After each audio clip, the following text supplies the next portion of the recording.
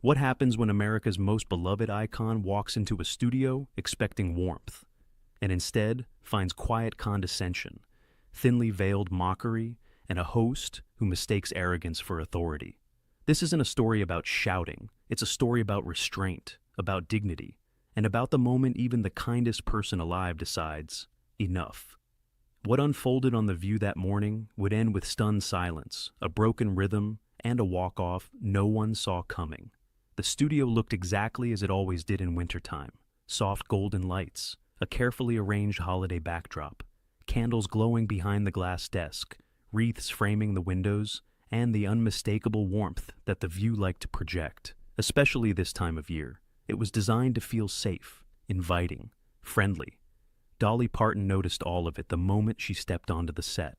She wore black sequins that caught the light without shouting for attention, her blonde hair styled just enough to be unmistakably Dolly, but softer than the stage persona people expected.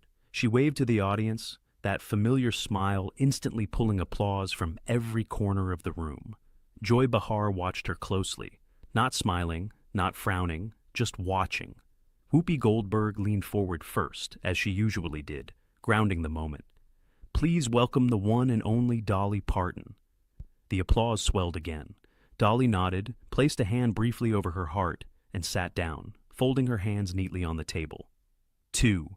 The View mug sat between her and Joy, ceramic barriers in a conversation that hadn't yet begun. "Thank you for having me," Dolly said warmly. "It's good to be here."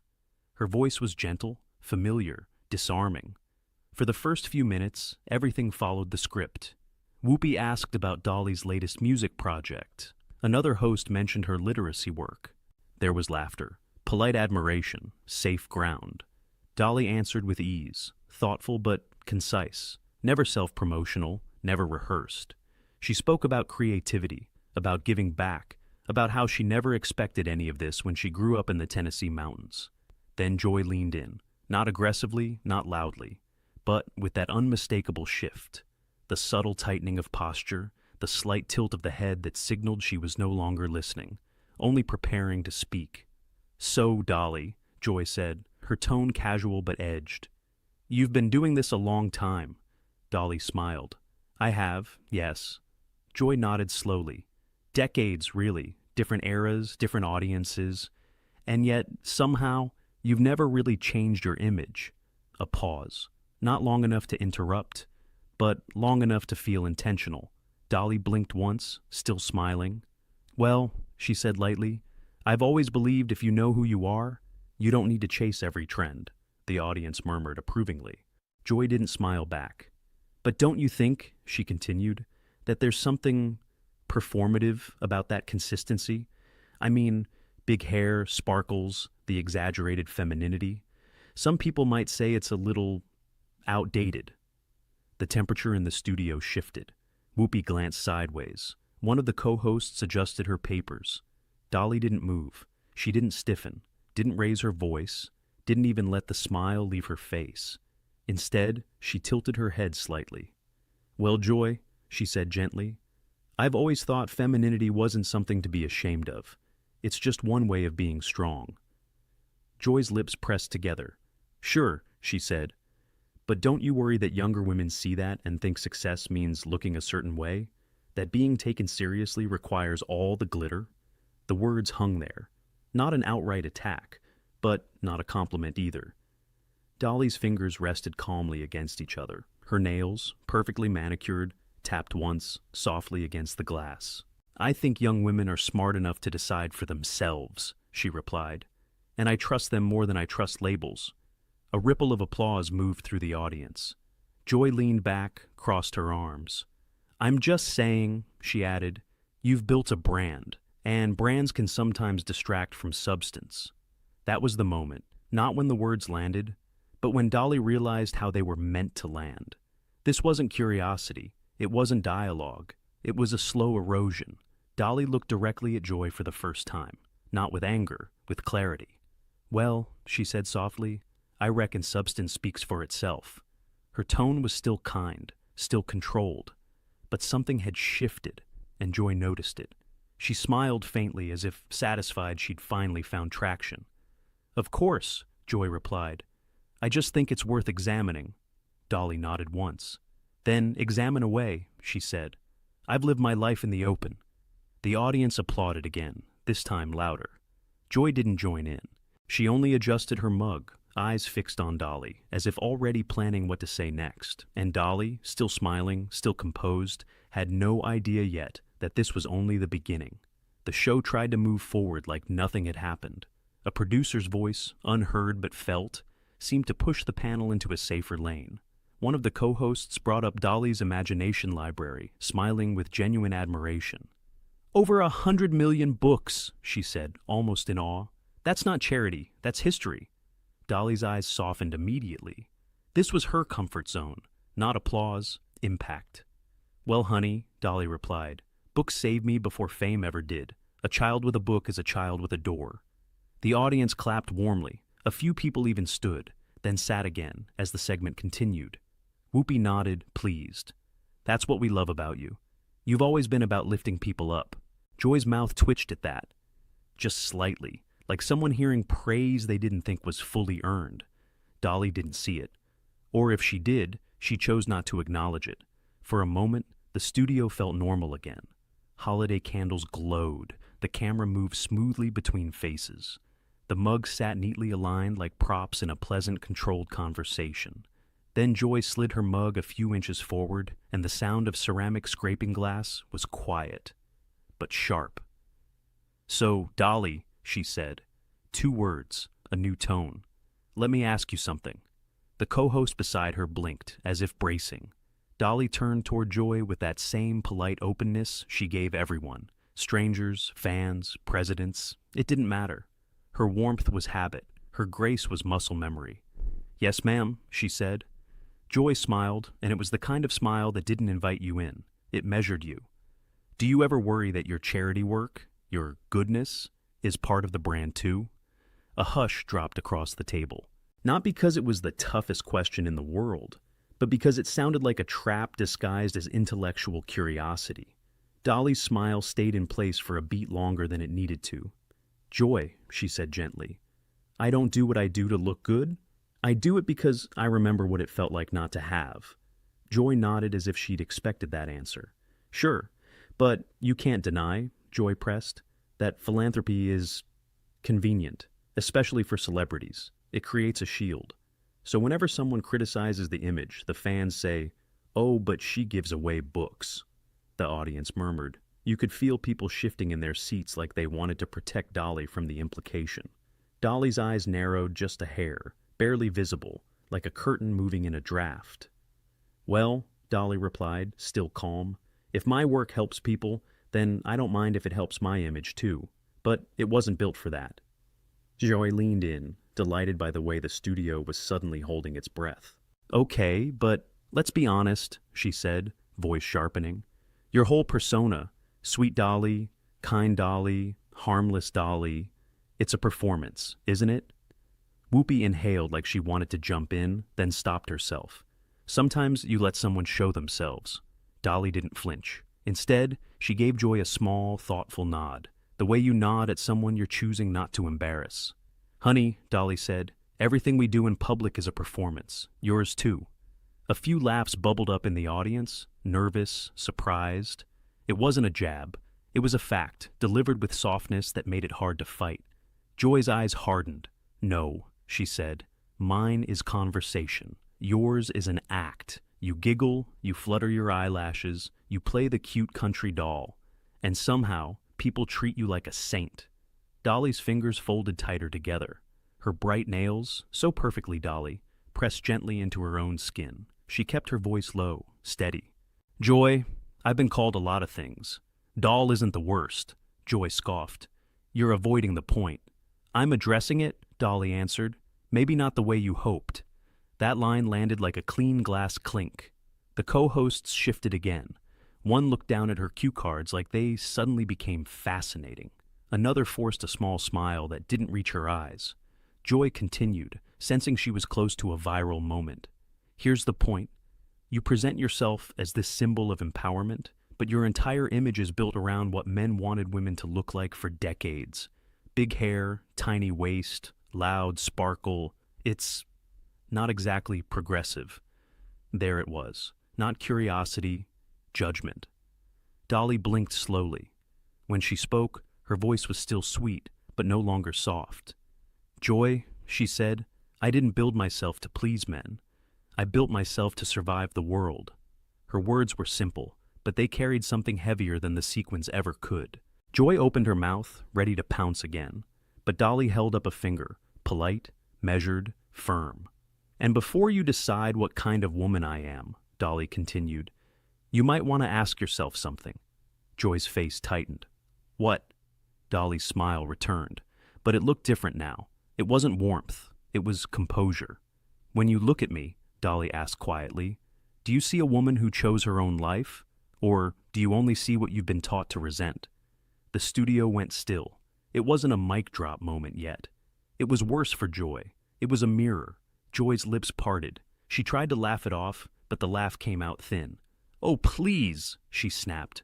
"Resent? I'm just tired of watching grown women play dress-up and calling it empowerment." The audience gasped. The holiday set suddenly felt like a stage for something darker. Dolly's eyes moved from Joy's face to the camera, then back, and for the first time, you could see it clearly. Dolly wasn't trying to win. She was trying not to lose her temper. "Joy," she said, voice still even, "I've never asked you to like my hair." Joy shrugged. "Well, it's hard not to notice it." Dolly nodded slowly. "And I've never asked you to approve of my choices," she added. Joy leaned back smug again. "Then why are you so defensive?" Dolly paused. The pause was long enough to make the studio swallow. "Because you're not discussing my choices," Dolly said. "You're mocking them." Joy's face flushed. "That's ridiculous." "Is it?" Dolly asked, still quiet. "Or is that just what bullies say when they get called out?" The word bullies landed and rolled through the room like thunder. Whoopi's eyes widened. One of the co-hosts actually froze mid-breath. Joy's posture stiffened and her tone turned sharp. Too sharp, too fast. "Don't call me a bully," she hissed. "I'm asking questions." Dolly's voice didn't rise. "That's the thing, Joy," Dolly replied. "Questions are meant to understand. Yours are meant to cut." Joy's smile vanished. For a brief moment, you could see the calculation behind her eyes. Push harder, break her, get the clip. And she did. "Well then," Joy said, leaning forward, "let's cut to the truth. You're not the saint people think you are. You're a businesswoman who sold a fantasy. And you sold it so well, people forgot to ask who you really are." The air in the studio tightened. Even the audience, usually eager, went quiet like they sensed something sacred had been touched. Dolly didn't move, but her hands unlinked. Her shoulders lifted slightly, then settled, like someone bracing without wanting anyone to notice. Her smile faded to something neutral, controlled. And when she spoke, her voice was calm enough to scare people more than anger ever could. "Joy," she said softly, "you keep talking like you know me." Joy's eyes narrowed. "I know what you show." Dolly nodded once. "And you keep poking," she continued, "like you're hoping I'll finally snap, so you can feel justified." Joy scoffed. "That's absurd." Dolly leaned in, not aggressively, not theatrically, just enough to close the distance. "No, honey," she said. "That's exactly what this is." The studio held its breath. Because Dolly Parton, America's sweetheart, had stopped being sweet. And Joy Behar had just realized she might have pushed the one person in the room who didn't need to raise her voice to destroy a narrative. Joy opened her mouth to fire back, but Dolly spoke first. "One more question from you like that," Dolly said, still quiet. "And we're going to have a very different kind of conversation." Joy blinked. For the first time all day, she didn't have a line ready, but she wasn't the type to retreat. She only smiled, thin, sharp, dangerous. "Good," Joy said, "because I'm not done." And the way she said it made the producers behind the cameras reach for their headsets, because everyone knew now. This wasn't an interview anymore. It was a collision. The producers should have cut to commercial. Everyone in the room felt it, that invisible pressure when a conversation has gone too far, but no one wants to be the one to pull the cord. The holiday candles still flickered behind the desk, absurdly calm, as if unaware that the atmosphere had turned sharp enough to draw blood. Joy Behar adjusted in her seat, clearly energized now. This was her terrain, conflict framed as conversation. Dolly sat back slightly, hands resting together again. But the softness was gone. What remained was composure sharpened into something deliberate. Joy cleared her throat. "You know," she said, feigning reflection, "people love to protect you, Dolly. That's fascinating to me. You say one sweet thing, and the audience applauds like you've solved world peace." A few uncomfortable laughs scattered through the studio. Dolly didn't react.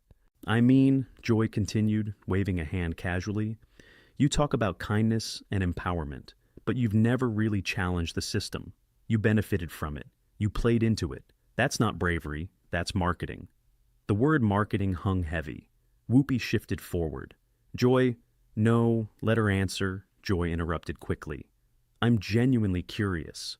The lie in that sentence was obvious to everyone, except Joy herself. Dolly inhaled slowly through her nose. It wasn't dramatic, it wasn't visible, but it was the kind of breath you take when you're deciding whether to keep the peace or finally speak the truth. "I've challenged plenty," Dolly said calmly. "Just not the way you seem to prefer." "Oh?" Joy raised an eyebrow. "How so?" Dolly turned her head slightly toward the audience before answering, not for approval, but for grounding. "I challenge poverty by refusing to stay poor," she said. "I challenged illiteracy by putting books into children's hands. I challenged exploitation by owning my work." Joy smirked. "And you challenge beauty standards by exaggerating them?" A sharp intake of breath rippled through the audience. Dolly's eyes finally hardened. "Joy," she said, her voice still controlled, but unmistakably firm, "you keep confusing your opinion with authority." Joy laughed, a short, dismissive sound. "That's rich." "No," Dolly replied. "What's rich is sitting behind a desk judging women's lives from a distance." The applause this time was louder, more confident. People were no longer unsure which side they were on. Joy's smile vanished completely. "You're deflecting," she snapped. "This whole persona, this 'I'm just a sweet country girl' act. It's manipulative. You use charm so people won't question you." Dolly leaned forward slightly, her elbows just brushing the table. "Let me be very clear," she said. "I've never asked anyone not to question me." Joy folded her arms. "Then answer this honestly. If you're so empowered, why cling to an image that was designed by men?" That was the line. Not because it was new, but because it was relentless. Dolly stared at Joy for a long moment, long enough that the studio went completely silent. Even the crew behind the cameras stopped moving. When she spoke again, her voice was steady, but stripped of warmth. "I didn't cling to anything," Dolly said. "I chose." Joy scoffed. "You call that choice?" "Yes," Dolly answered. "Because choice doesn't have to look like yours to be valid." Joy shook her head. "You're romanticizing conformity." Dolly smiled faintly, not kindly. "And you're weaponizing contempt." The words landed with surgical precision. Joy opened her mouth to retort, but Dolly didn't let her. "You know what bothers me most, Joy?" Dolly continued. "It's not that you don't like my hair. It's not that you don't respect my work." Joy rolled her eyes. "It's that you keep talking like there's only one correct way to be a woman. And surprise, it just happens to look like you." The studio erupted. Applause broke out before anyone could stop it. A few people even stood. Whoopi exhaled sharply, half impressed, half alarmed. Joy's face flushed crimson. "That's absurd," she snapped. "You're projecting." "No," Dolly said quietly. "I'm observing." Joy leaned forward now, voice raised, irritation bleeding through her words. "I'm tired of women like you getting a free pass because you smile and donate money. You don't get to avoid scrutiny just because people find you likable." Dolly nodded slowly. "And you don't get to disguise hostility as scrutiny just because you enjoy tearing people down." Joy's jaw tightened. "That's insulting." Dolly met her gaze without blinking. "So is being called a cartoon. So is being reduced to my appearance. So is having my life's work dismissed as a costume." The room was electric now. This wasn't daytime TV anymore. This was a reckoning. Joy raised her voice further. "You want honesty? Fine. I think your whole image infantilizes women. I think it tells them they need to be cute to be accepted. And I think it's irresponsible." The silence afterward was brutal. Dolly's expression didn't change, but something behind her eyes did. She straightened her jacket slowly. deliberately. "You don't get to tell women what empowers them," Dolly said, each word measured. "Not you, not me, no one." Joy laughed bitterly. "Spare me the lecture." Dolly's voice dropped lower. "This isn't a lecture," she said. "This is a boundary." Joy blinked. "For the last 20 minutes, Dolly continued, you've talked at me, not with me. You've mocked my appearance, questioned my motives, and dismissed my choices." Joy opened her mouth, but Dolly raised a hand, not to silence her, but to stop the spiral. "I stayed," Dolly said, "because I believed you'd eventually ask something worth answering." The words stung more than any insult. Joy's composure cracked. "You're being dramatic?" Dolly nodded once. "That's what people say when they don't like being confronted." Joy stood abruptly, chair scraping loudly against the floor. "I don't have to sit here and be accused of bullying," she snapped. "This is my show." Dolly looked at her calmly. "That," Dolly replied, "is exactly the problem." Joy froze. "This isn't your show," Dolly continued. "It's a platform, and platforms come with responsibility." Joy's voice rose to a near shout. "You don't get to lecture me about responsibility." Dolly leaned back as finally exhaling. "You're right," she said. "I don't." She paused. "But I do get to decide how I'm treated." The room went deathly quiet. Joy stared at her, stunned. Not because Dolly was angry, but because she wasn't. "I came here in good faith," Dolly said, standing now, slowly, calmly. "I answered your questions. I accepted your tone. I even gave you the benefit of the doubt." She picked up her mug, placed it gently back on the table. "But I won't stay where respect isn't mutual," Joy scoffed. "So now you're walking out?" Dolly met her eyes. "I haven't decided yet," she said, "but you're making the decision very easy." The producers were now visibly panicking behind the cameras. Headsets pressed tighter. Fingers hovered over buttons. Joy crossed her arms, defiant. "If you leave, that's on you." Dolly smiled, sadly this time. "No, honey," she replied. "That's on you." The audience erupted again, louder than before. Dolly turned slightly toward Whoopi. "Thank you for inviting me," she said sincerely. "I'm sorry it turned into this." Whoopi nodded, clearly torn. "So am I." Joy's voice cut in sharply. "We're not done." Dolly paused at that, turned back, looked Joy directly in the eyes. "Yes," she said quietly. "We are." And for the first time since the interview began, Joy Behar had nothing to say. Not yet. But everyone could feel it coming, because Dolly Parton hadn't walked out. Not yet. And when she finally did, it would not be quiet. Joy Behar broke the silence first. "You know what?" she said sharply. "If you can't handle tough conversation, maybe you shouldn't come on a live show." The words were loud, defensive, rushed. They didn't land the way she wanted. Dolly stood still for a moment, her back straight, her expression calm, but no longer forgiving. The audience watched in complete silence. Even the holiday lights behind them felt dimmer now. "Joy," Dolly said softly, turning back one last time. "Tough conversation isn't the same thing as disrespect." Joy rolled her eyes. "Oh, please. You're just upset because someone finally challenged you." Dolly smiled faintly. "No," she replied. "I'm upset because you confuse cruelty with courage." That did it. Joy scoffed, throwing her hands up. "Fine. Walk out. Prove my point." Dolly looked around the table, at Whoopi, at the other co-hosts, at the audience that had been holding its breath for the better part of an hour. Then she nodded. "I think I will." Gasps rippled through the studio. Dolly reached for her microphone, unclipped it carefully, and placed it on the table. Not angrily, not dramatically. Gently, like she was setting down something that no longer belonged to her. "I came here to talk about music, books, and hope," she said, her voice steady.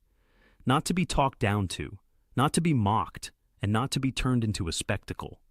She looked directly at Joy.